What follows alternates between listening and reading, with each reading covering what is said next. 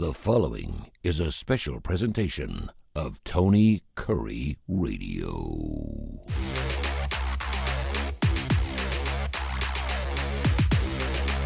Welcome to Week 10, K4Wins.com. K4Wins.com. It's the last show before the first CFP.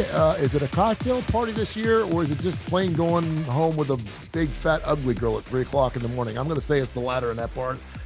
We have a number 3 versus a number 4. Alabama's got the bye week. He's Case Keeper, chief editor of the Las Vegas Sun. He's fantastic, gives you plays all the time in the starting lineup and right here in K4 Wins.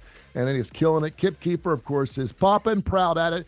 Executive director of the Birmingham Racecourse Casino. He does fantastic work. Kai Gregory has been playing both sides for years and years and years. He's a chief guy when it comes to, of course, handicapping. I'm Tony Kurre, worked at ESPN. Been doing sports radio now for 30 years. This is K4 Wins. Gentlemen, how are we doing? Everything good?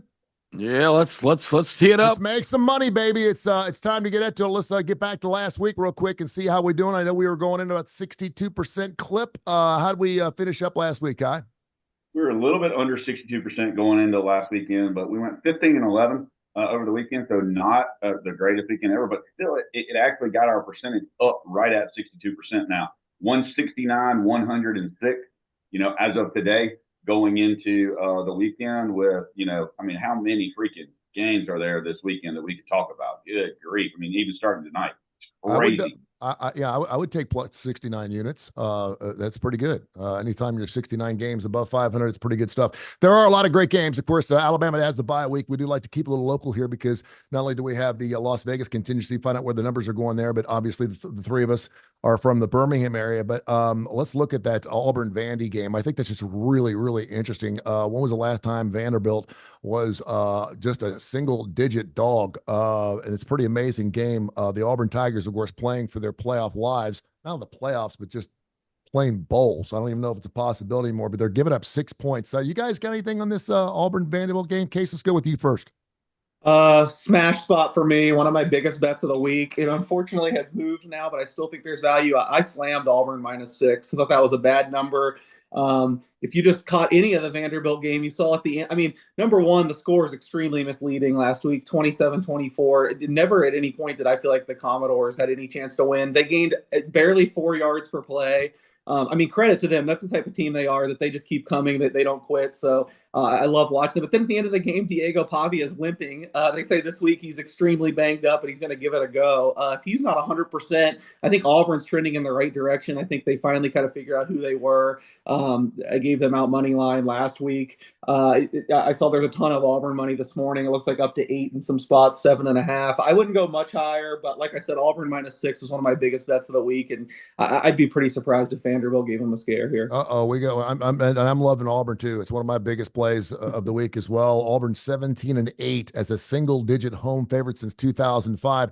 And I always look at turnovers. I know the plus and minus turnover ratio thing, but whenever I see a team, the Bengals did this to me a couple of years ago, where they ran through the conference, and of course they were like plus 16 at the end of the year, and of course they went to the Super Bowl.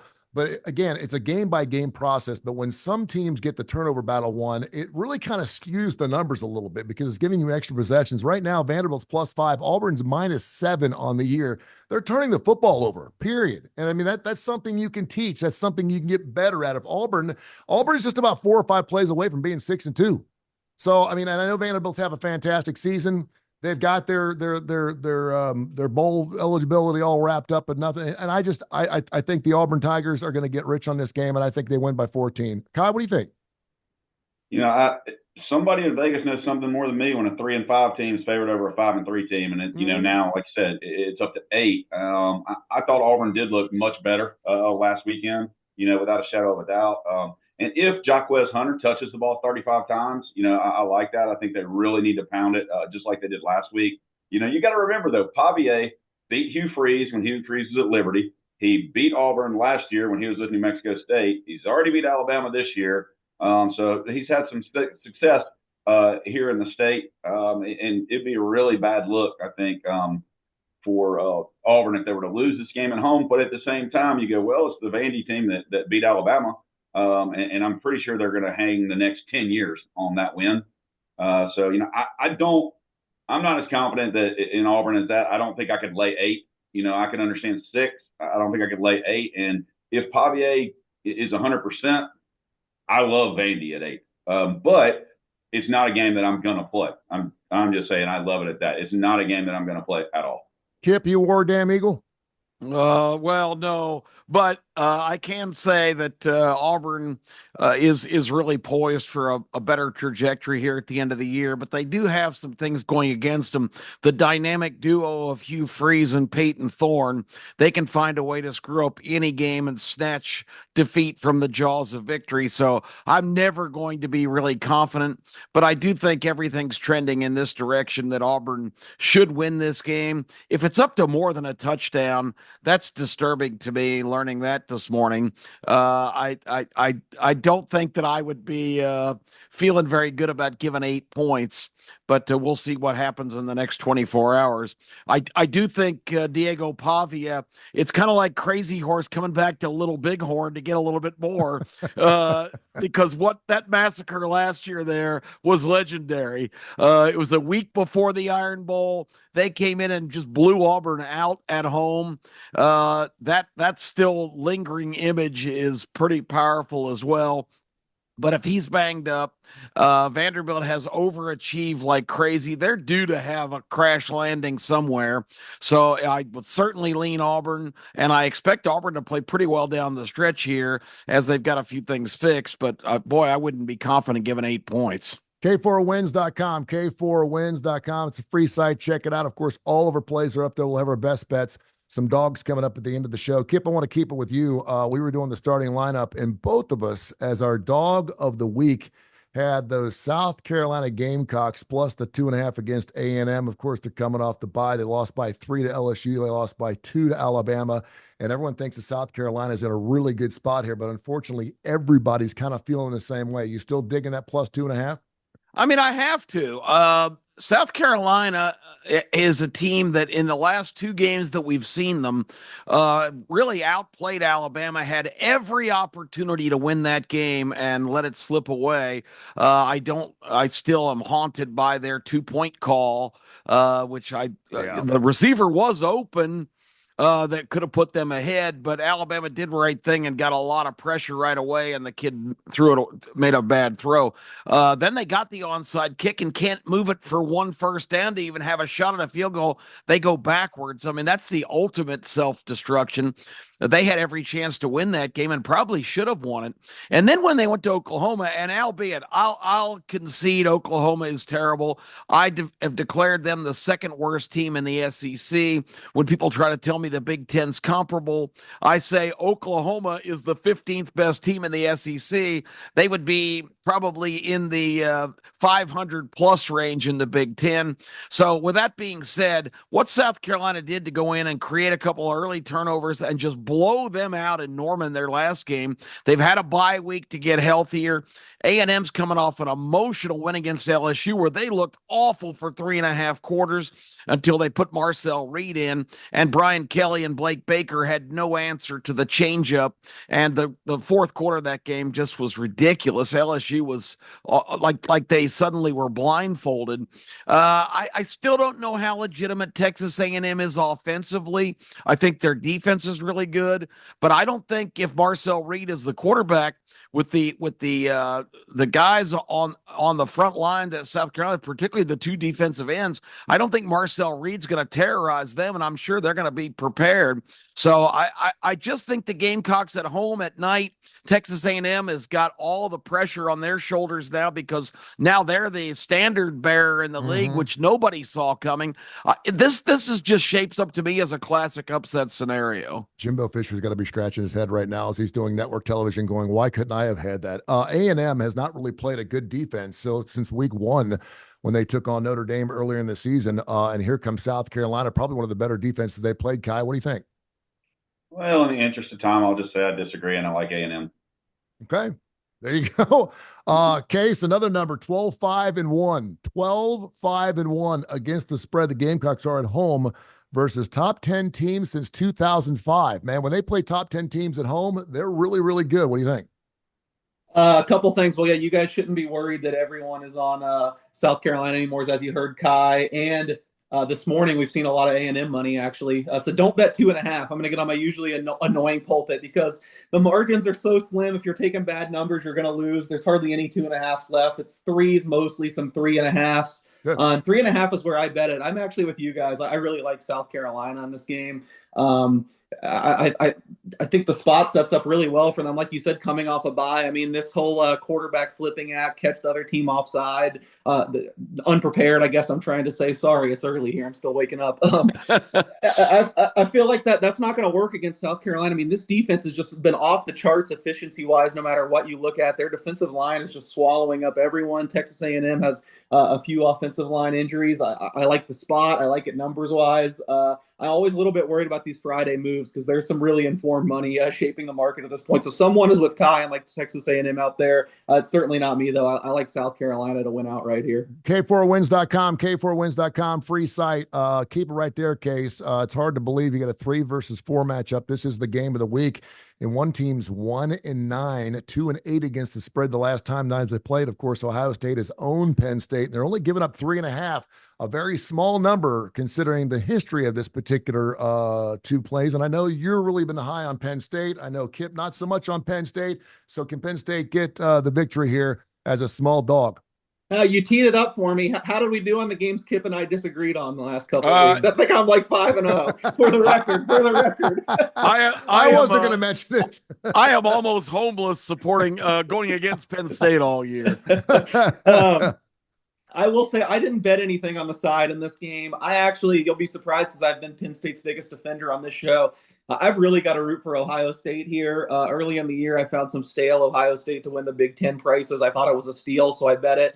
Obviously, if they lose this game, they have no chance to win the Big Ten. I've only backed Penn State to make the playoff, and I think they're safe whether they win or lose here. So I'm hoping Ohio State can dig it out. To be honest, in my gut, I kind of feel like Penn State wins this game. I just feel like it's really close. Ohio State now, as I'm sure you've heard, it's been such a huge talk, but down to their third string left tackle. They were already crying about depth on their offensive line going into the year. I've just been impressed with Penn State, especially in second halves of these games. They don't always look great in the first half. I think they're extremely well coached. They just kind of come out and do their thing. The one thing I did bet here, and the number is gone, but it's creeping back up that way. I bet under 48. I think it's mostly 46.5 now, but there's going to be so much money on this game. Like you said, the game of the week. I do think it'll creep back up. And neither of these offenses have been as explosive as we would have expected. Like I said, Ohio State dealing with those injuries. I think the Drew Aller injury is probably blown out of proportion. This is another reason why I kind of like Penn State. I think they sat him because they had Ohio State next week. I don't think he's really hurt. That's part of the reason I like Penn State. But I still don't feel like this is going to be a big play game. I think it could be a little more cagey, something like 24-20, 24-21 either way. So numbers-wise, I make it right where it is. Gut-wise, I feel like Penn State wins, but I'm really hoping I'm wrong and Ohio State gets it done. And Kip, they may be arresting Aller, but a lot of people don't realize this Ohio State defense is pretty good. They're number 1 in the Big Ten in sacks this season, so they're going to be firing away all day on Saturday. What's your thoughts on the biggest game, 3 versus 4? Well, no wonder they don't have any money to buy another offensive lineman. They spent $20 million on defensive guys. Yeah, they should be pretty good. I don't know. I held my nose thinking about this game because I don't think I've picked Ohio State in a game like this in years. But James Franklin, let's face it, he doesn't beat Ohio State and Michigan. I know every year's a new year. It's a new edition. It's different players, but just until James Franklin breaks through, people say that Lane Kiffin can't win a big game. Well, good grief. James Franklin, year after year, comes onto this stage and finds a way to lose every single year. So until he breaks through, I can't really support Penn State. It's a tough game for me, but I still have to say Ohio State is probably the play because they're also the more desperate team in this spot. They have to win this game or they'll have a second loss saddled to their record. And I think they're going to play with a sense of urgency and probably come out of Happy Valley with a win. It may not be politically correct to say it's the world's largest cocktail party, but I think you need to be drunk to want to watch this game. Georgia and Florida, 9 of the last 10 games, double-digit victories. Of course, the Georgia Bulldogs have outscored Florida by 72 points the last 3 times they played, although Georgia's only 2-5 against the spread. Kai, really interested to see what you see in this particular game. I know it's always a fun game to watch, but this just ain't the Florida we're used to seeing, man.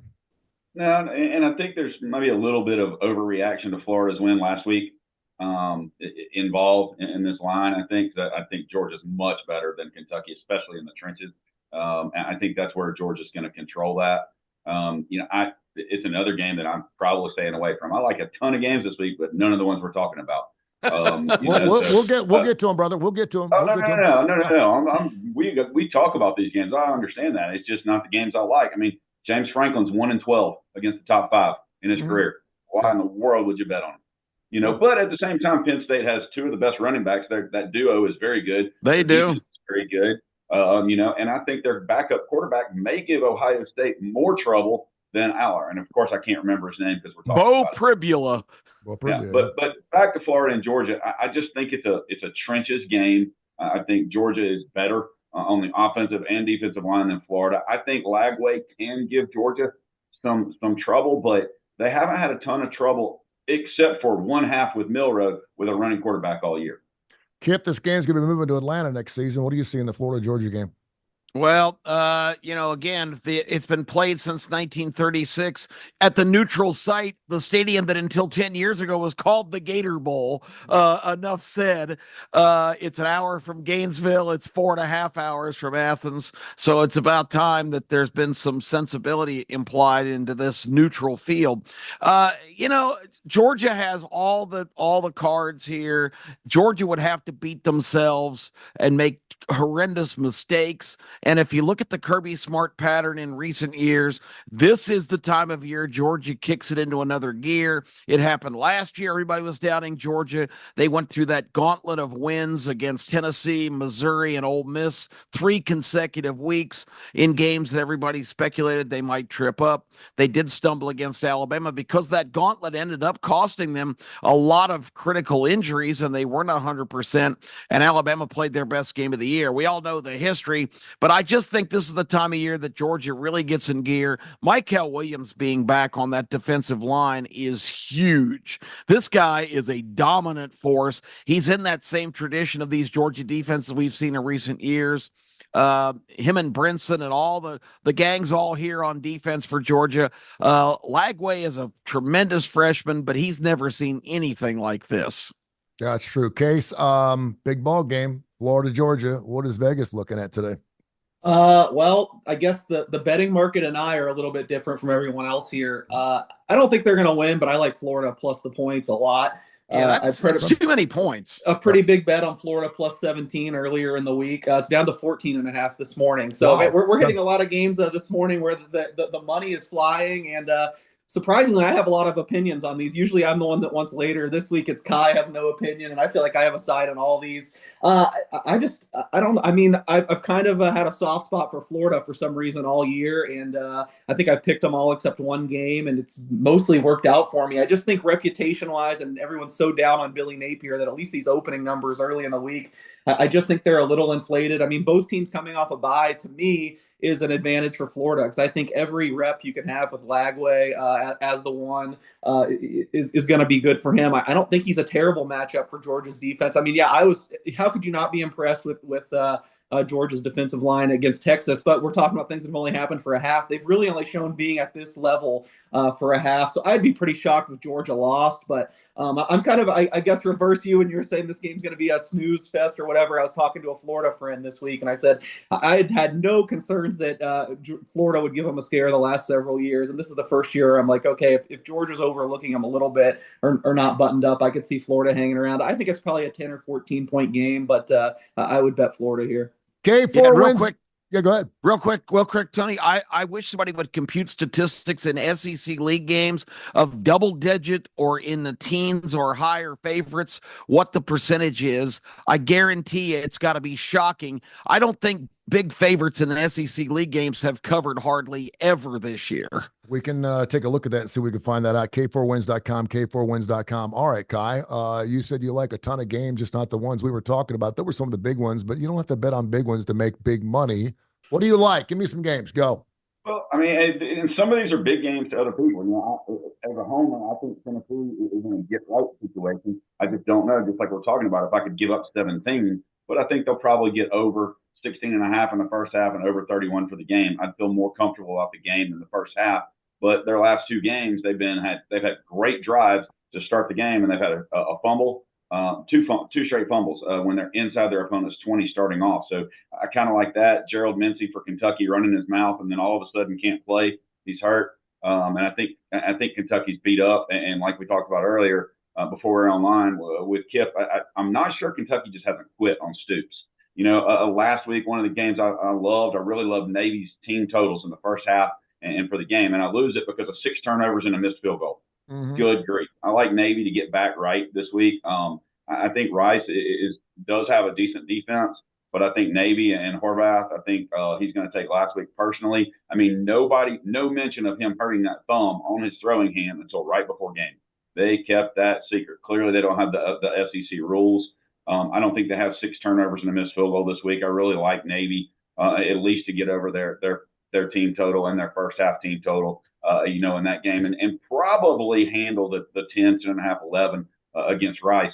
I'm sure tomorrow morning Legend will be talking about, Army. I like Army in this situation again. I think both teams are going to give up some points, maybe get over the 41. I like Duke's team total over against Miami. Miami does not play great defense. Duke, don't get me wrong, they're not great. Both defenses are meh. Duke's defense, I think, is better. But Miami has been escaping, and you might even look at a backdoor there if that line gets up to 21 or 21 and a half. I think it was at 20. I'm not sure why Minnesota is favored against Illinois. I like this Illinois team. I think it's get right. They've got 3 wins over ranked teams. There's so many more games we could talk about. Indiana, Michigan State, loving Indiana at that point. K-State, Houston, UCLA, Nebraska, Pitt, and SMU we hadn't talked about. There's so many games, but just come hop on the website, go to K4Wins.com and see all our plays, because I'm probably going to have 15 plays tomorrow, and I hate playing that many games. It's okay if we go 15-0. Kip, what do you like? Well, I'm going to say on the starting lineup this week, Kai just touched on it. Florida State is absolutely dreadful. They were a 22-point dog at Miami last week. Duke has only lost twice, and they didn't really lose last week. They beat themselves. They completely screwed up the end of the SMU game and let it get away. And props to Case for saying early in the year that SMU coming in has probably got as good a roster as anybody in the ACC, and that's proven out. So I wanted to point that out. But Duke's getting the same amount of points that Florida State got last week. I think that's crazy. I think this is a better team. I agree with Kai. I think Duke's going to score. I think this gets back to the Miami track meet kind of games. Miami will win, but I can't believe that Duke is the same line as Florida State, because I think Duke would wipe them out if they played tomorrow. That's one of them. The other game, I've been kind of high on this team, and I've been right about them a couple times when there's been disagreement, but I think the Iowa Hawkeyes are a lot better than a lot of people give them credit for. They still play great defense, and their offense can actually score a few points. They're playing Wisconsin, who, once again, I thought I drank the Wisconsin Powerade. Here, I got to get a shameless plug in. I drank the Wisconsin Powerade last week and thought they were in a prime spot to upset Penn State.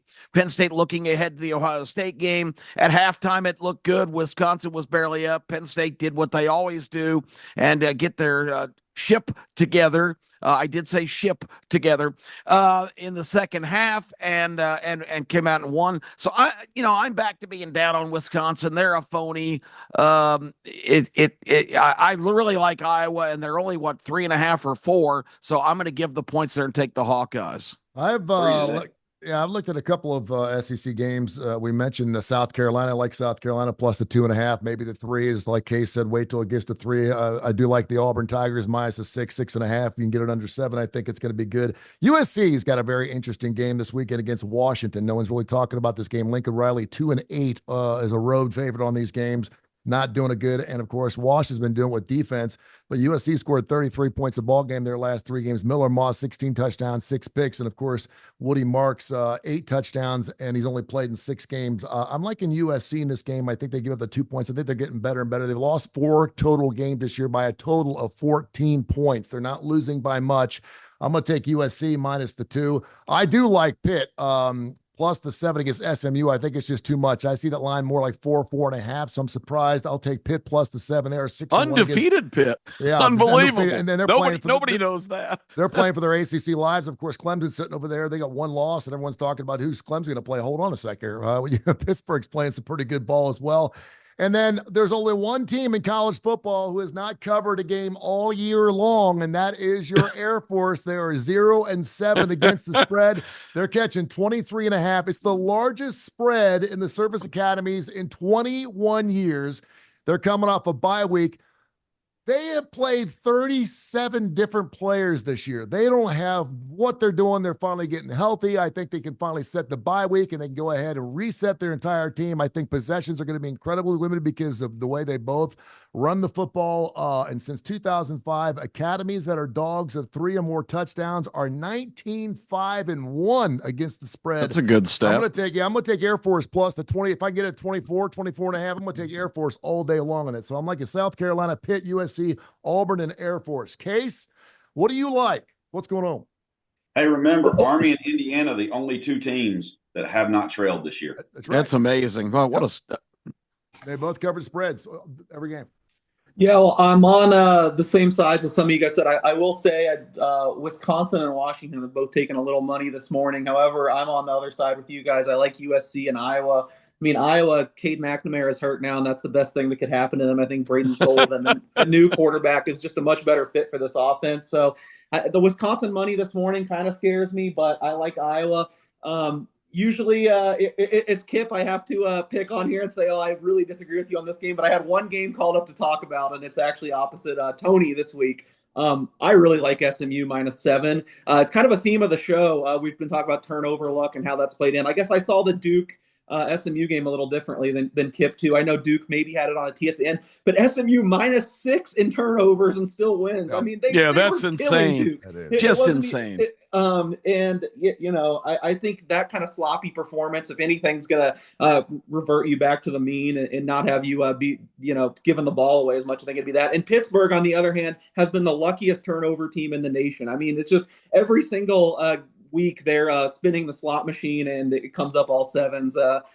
Last week, 3 pick 6s in the first half. I think their fumble recovery percentage, which is the most flukiest play in football. I mean, anyone can recover a fumble. Over time, it's going to regress to 50-50. I think they're almost at 80% this year. So I just look at, kind of the different turnover fortunes. To me, you flip some of these fumbles, some of these interceptions, and these teams look drastically different on the year. Sure. Yeah. I will say that there hasn't been much Mustangs money. I bet it at -7 early in the week. It's still there. So clearly there's some resistance. Someone is with Tony and likes Pitt too. But the one big bet that we hadn't talked about yet is I like SMU -7 a lot. SMU and it's SMU's first time at home in over a month. Yeah. We got about 2 minutes left here. Anybody got any NFL plays that are dropping out to? Case, we'll start with you. I like the Chargers-Browns game over. Both these offenses really kind of trending upwards with Jameis Winston coming in. And the Chargers have been great on offense the last few weeks. I don't think people realize because they're not getting in the end zone. That should change. Just since that's the game on top of my mind, I like the Chargers probably to win there too. We have a better sample size of Justin Herbert and this offense trending up. But I think maybe it's a sneaky shootout, maybe close to 50, and the Chargers win in the end. Kip and Kai, looking forward to Sunday. Anything sticking out to you? I like the Packers, the Falcons, and the Seahawks. I'll keep it at that. Seahawks. All right. And Kai, anything? I love that famous Jameis is playing again. I hate the situation he came in, but I think they get over their 20.5 team total. And I'm total opposite. I think Dallas is going to get right in Atlanta and bring it home. Yeah, there's people that bought it up to 6 this past game in that game. I was like, I'm just tired of looking at Dallas on paper. I'm tired of looking at Dallas on paper because on paper, this team looks like they should cover every single game, and they just show up and they lay an egg, and somehow they backdoor it and get the push. I don't know. Great show, guys. K4Wins.com. The number 4wins.com, K4Wins.com. Check it out. It's a free site. You get all of our plays, everything we just went through on this show. You can check out all those plays. Check them out. It's fantastic. And we'll see if we can improve on our 62%. Gentlemen, thank you so much. Till next week. See you guys.